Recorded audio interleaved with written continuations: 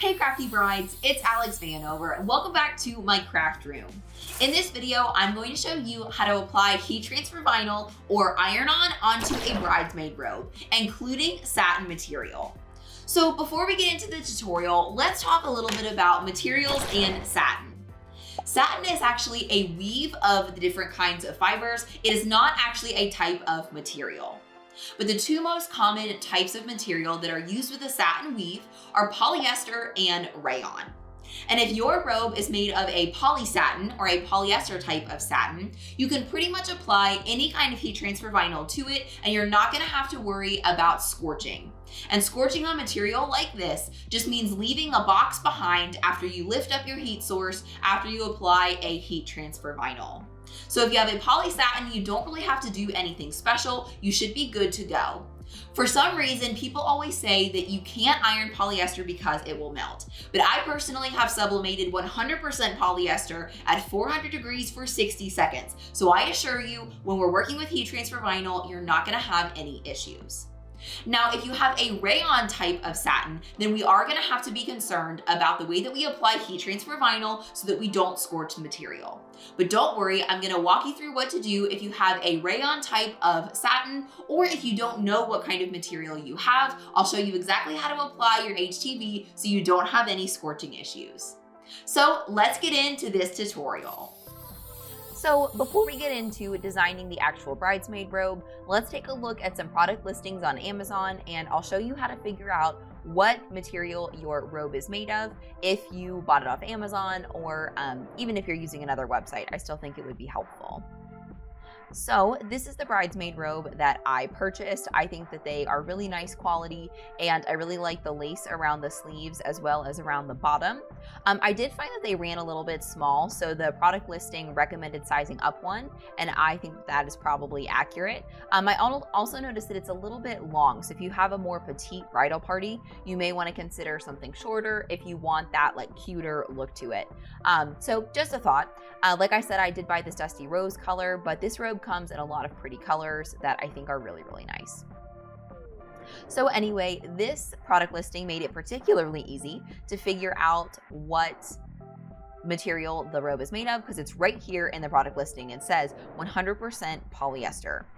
But the other way that you can kind of look through everything, well, and here it contradicts itself. It says it's 96% polyester and 4% spandex, and then this says 100% polyester.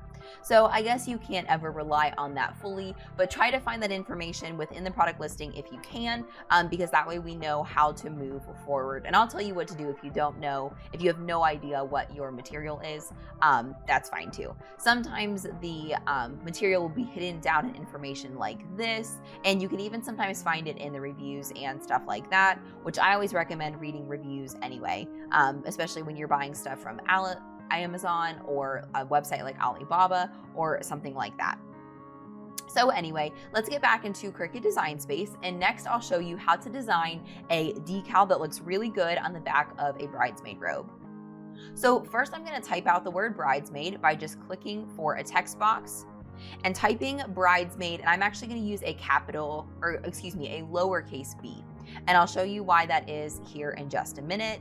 And I already have Hello Honey selected. Hello Honey is one of my favorite fonts for weddings. It's totally free on dafont.com, so I'll link it for you in the description below. Plus it's really trendy and cute, so I think you guys will like it. But I want to add some pretty swashes, or they're also called glyphs, before and after the word bridesmaid, just to give it a little bit of extra style. So I do have a full tutorial on how to get glyphs and things like that, so I will link it up in the corner of the screen. I'm going to go a little bit quickly through this just so that we don't spend too much time on it, but that full tutorial will help you if you've never done this before. So I use a free software called MainType to get my glyphs because I just think it's a lot easier than using the character map on Windows.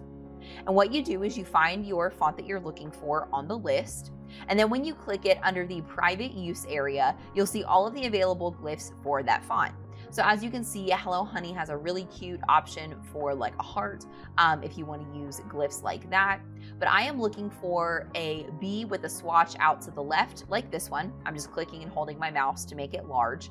And then I'm going to put another glyph on the other side of the D at the end of the word bridesmaid. So in order to transfer this into Cricut Design Space, you just want to click it to highlight it. And then on your keyboard, you'll use Control C or Command C if you're on a Mac, Control C if you're on a Windows computer. Then you'll go back into Cricut Design Space and click the T for another text box. Make sure that the font that you're using is selected. So mine is still Hello Honey, but if that's changed, make sure that you change it back. And then you can use Control V on your Windows computer or Command V on a Mac, and that will paste it into the text box for you. So now I'm going to go back into main type and I'm going to look for a D with a swatch out to the right, like this one right here. So I'll click it and highlight it, press Control C on the keyboard. Then I'll go into Cricut Design Space and open a text box. Hello Honey is already selected, then I'll click Control V. And we're good to go. So even though this word is already well spaced for us, in order to take off the B and the D, we're gonna have to ungroup everything. And then that way you can just delete the letters that you don't want and replace it with the letters that you do. So do the same thing for that D and put the other D on there that I like. So the next thing I like to do is click and draw a box around everything and make it a lot larger. And the reason for that is because I like to look at these connections and make sure that they look natural. For example, if you accidentally only put the D partially on there, like, I can't even do it, like that or something, and it's gonna look a little funky. I just think it's a lot easier to see when the word is bigger. So then in order for the Cricut to cut this in one big continuous piece, I'm going to click and draw a box around every letter to highlight all of it. Then I'm going to choose Weld. So next, let's talk a little bit about sizing, because that was something that I struggled a little bit on this project when I was testing it out for all of you. And what I found is I really like a 10-inch width. So I'm just gonna go up to the edit bar here at the top, type in 10 for the width, and then press enter.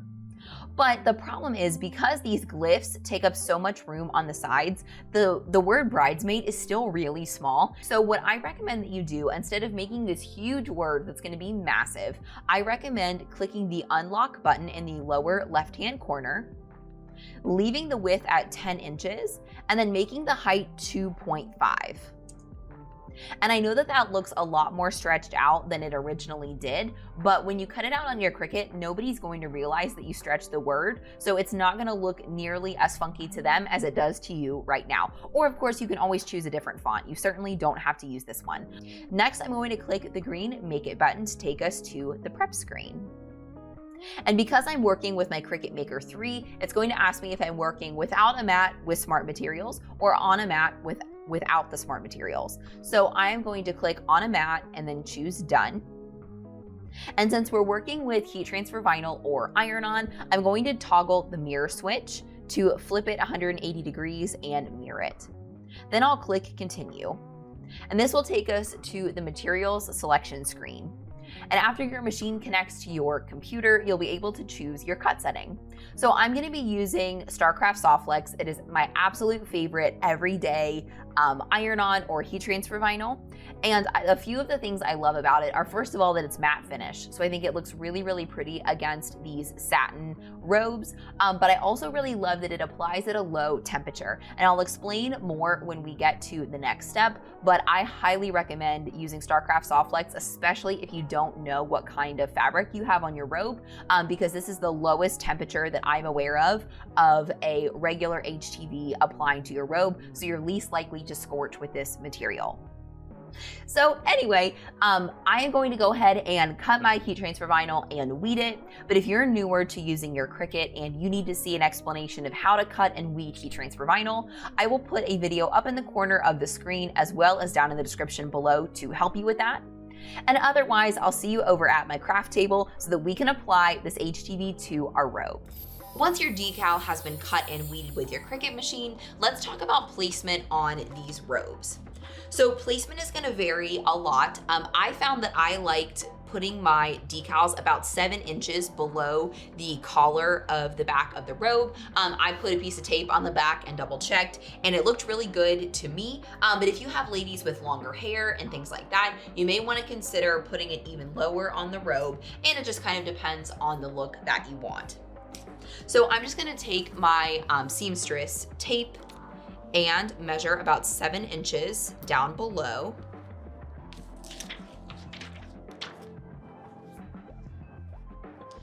And I am going to line mine up right there so that the top of the word is at the 7-inch mark. Then I can kind of pull the tape out once I have half of my decal stuck down. Then I'm gonna lift this up and just look at it with the tag through the back of the robe and double check that it looks nice and centered. I think it looks pretty good. And you'll also notice that I put my robe back down on a Cricut Easy Press mat. So I'm gonna be applying my heat transfer vinyl using an Easy Press today. And if you don't have one of these mats, I recommend grabbing an Easy Press mat, whether you have a Cricut Easy Press or not. And part of the reason I say that is because the #1 issue that I see with brides trying to apply heat transfer vinyl to their robes is that the surface underneath the robe itself is not sturdy enough. So when you're pushing down with your iron or your Easy Press, the surface is actually bowing and not getting good contact, and that's making it really hard to stick your HTV. So you can pick these up on Amazon. I have a 12-inch by 12-inch Cricut Easy Press mat, even though I only have a 9-inch by 9-inch Easy Press. And I recommend getting a mat that's a little bit larger than your press, just to make sure that you always have your table totally covered whenever you're pressing down with your Easy Press, or even an iron or something like that. Something like a towel folded up may work, especially in the short term, but because that's so much softer, it's gonna bow down a lot more when you push on it than something like this Easy Press mat, because the mat is fairly thick, but it's also super firm. The foam in it is quite firm, so it really kind of keeps its shape the whole time that you're pressing.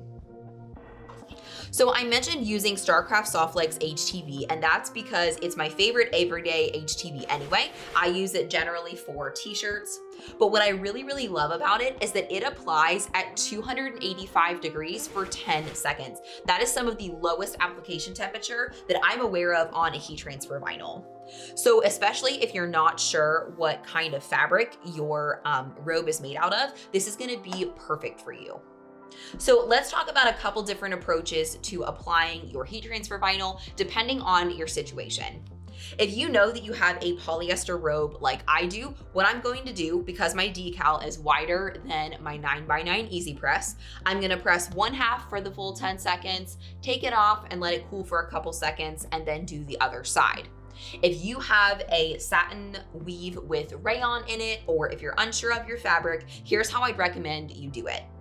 If you're using Starcraft Softflex, I would still set your heat source to 285 degrees, but I would do your presses in 5-second increments, and I would let the robe itself cool in between those 5-second increments. That's gonna make it a lot less likely to scorch or alter the sheen of your robe, even despite a lot of the more sensitive fabrics. So try to make sure that the temperature is gonna be whatever the heat transfer vinyl you're using recommends, because that's the best way to apply it. Just break your presses up into 5 seconds. So these are only applying at 10 seconds at a time. So you'll only need 2 5-second presses on this side and 2 5-second presses on this side, for example. But if you're using a different kind of heat transfer vinyl, of course you'll have to adjust. Another thing that I like to do to help with this is I like to put a Teflon sheet over top of my heat transfer vinyl while I'm pressing it. But if you don't have a piece of Teflon, you can also use parchment paper. Parchment paper is a great alternative. Just make sure that you're not using wax paper, because wax paper will stick to either your heat source or down onto your robe.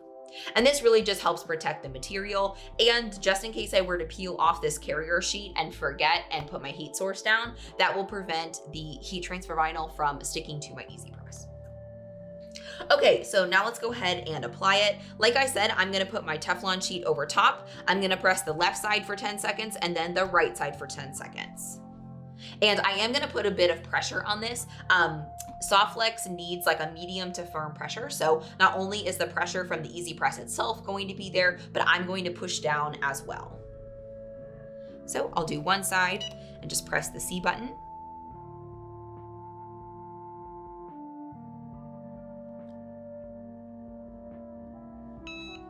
Then I'm gonna remove it and put it back in my Easy Press cradle while I let this cool down a little bit.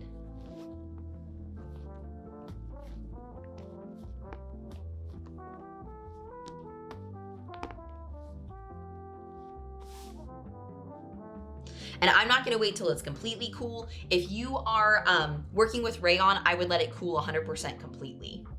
But since I know this is good to go with heat, I'm gonna go ahead and do this right side for 10 seconds.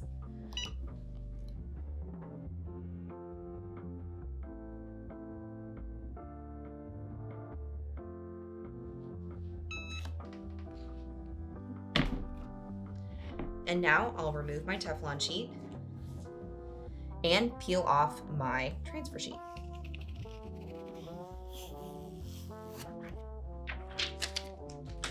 And it's super easily applied. It looks beautiful. If you have any issues with wrinkles around where you just applied, just be sure to use your Easy Press lightly all the way around it to get those wrinkles out. And you're all good to go with your bridesmaid robes. If you haven't already joined my wedding Facebook group, I would love to have you be a member of it. It's called Cricut Brides and Wedding Crafts on Facebook, and I'll be sure to link it down in the description below. And if you make anything using my tutorials, whether it's a bridesmaid robe or something else, and you decide to share it out on Instagram, be sure to use the hashtag DIYAlex because I love seeing what you ladies are crafting. And if you made it this far in the video, then I really want to get to know you on social media. So please be sure to find me at DIYAlexVanover on pretty much all major social media platforms. I'll also put direct links to my profiles down in the description below. If you enjoyed this video and you want to see more just like it, then be sure to subscribe to the DIY Alex YouTube channel and be sure to ring the bell so that you get notified every single time that I put out a new video every single week. But don't wait for next week's video. Be sure to check out this one next. Or if you want to make your DIY dreams come true, be sure to check out this video. I know that you're going to love it.